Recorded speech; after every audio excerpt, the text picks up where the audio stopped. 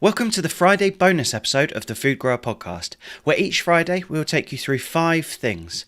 Each week will be tips, pointers, and a helping hand for your food growing journey through a list of 5 things. On this week's episode, it's the perfect timing to take you through 5 jobs to be doing right now in autumn. And being completely honest, this was an easy one for me to write and talk about, as it's exactly what we have been doing here this week.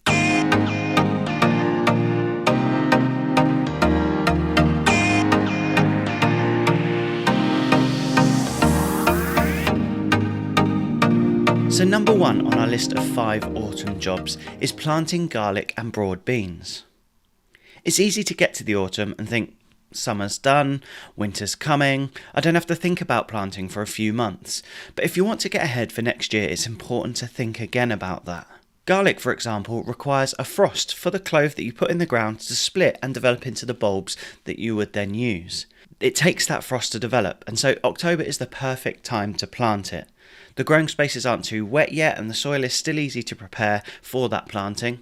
The shoots will start to come up just before the heavy frost set in, and then they will be absolutely fine to survive the colder months. The other I mentioned is broad beans. If you can get these in the ground in October, then you'll get a really nice early crop in early spring, during what's called the hungry gap, which is the period between the stored winter crops ending and the new spring or summer crops being ready. So don't think that the sowing or planting season is done just yet. Get your broad beans and garlic in now. So number 2 leads on nicely from planting, and that is mulching. Garlic is a great example. The beds newly planted would benefit from a nice layer of mulch. In this case, a layer of straw can be brilliant mulch for garlic. Keeping soil temperatures in and keeping moisture in where it's needed too. It can block out light for the smaller weeds, so it's an all-round winner. Mulch is an important job, not just for garlic, but for all your growing spaces. One of the important parts of looking after your soil food web and the network of nature underneath our soil is to make sure growing spaces are not left with bare soil exposed throughout the winter. So mulch could be in the form of a nice new layer of compost, spreading of manure, as mentioned spread something like straw, or could even be in the way of a cover crop or a green manure to help out some of the life in the soil too. Plus, don't rush to throw away grass clippings, they make a good mulch, and don't rush to cut out the plants that will survive the frosts. Leaving old veg plants in a bed is better than pulling them out and letting the soil sit bare for the winter. Number 3 on our 5 jobs to do this autumn is to gather up those leaves. You can save big money in the coming years on seed compost by quite literally raking up leaves and putting them in a big old pile. Whilst fallen leaves can be really good for soil, we love to collect them up little and often to make leaf mould. Leaf mould is amazing for seeds and germinating them, and with the prices of compost going up each year, we often waste a lot of money on seed compost, as the seeds mostly have what they need to germinate and all the nutrients they need within them. It doesn't need our inputs until after germination and the time that we're probably potting up.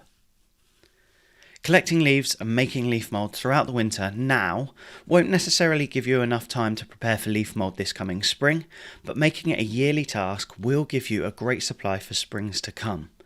Collect up as many leaves as you can and pop them in a bay made from pallets. It could be a square bay made from pallets, or a round bay made from chicken wire, or even if you have the space at the back of your garden or in a little bit of woodland or something like that, just a big old pile will break down over 2 years and then form the best leaf mould compost ready for filling trays and that seeding. That brings us to job number 4, and that's woodchip. I don't know about you, but our spaces get very wet from November onwards, and often any spaces that get a lot of foot traffic normally suffer with pooling water from the compaction. Our paths are mostly woodchip paths, and so October is the perfect time to top all of these up.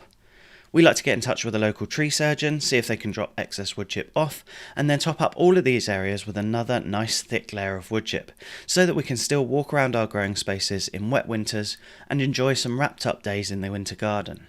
And so that brings us finally to number 5 on our list of autumn jobs, and bringing us to the end of the first bonus 5 things episode of the Food Grower Podcast, and that is to get any existing plants ready for winter.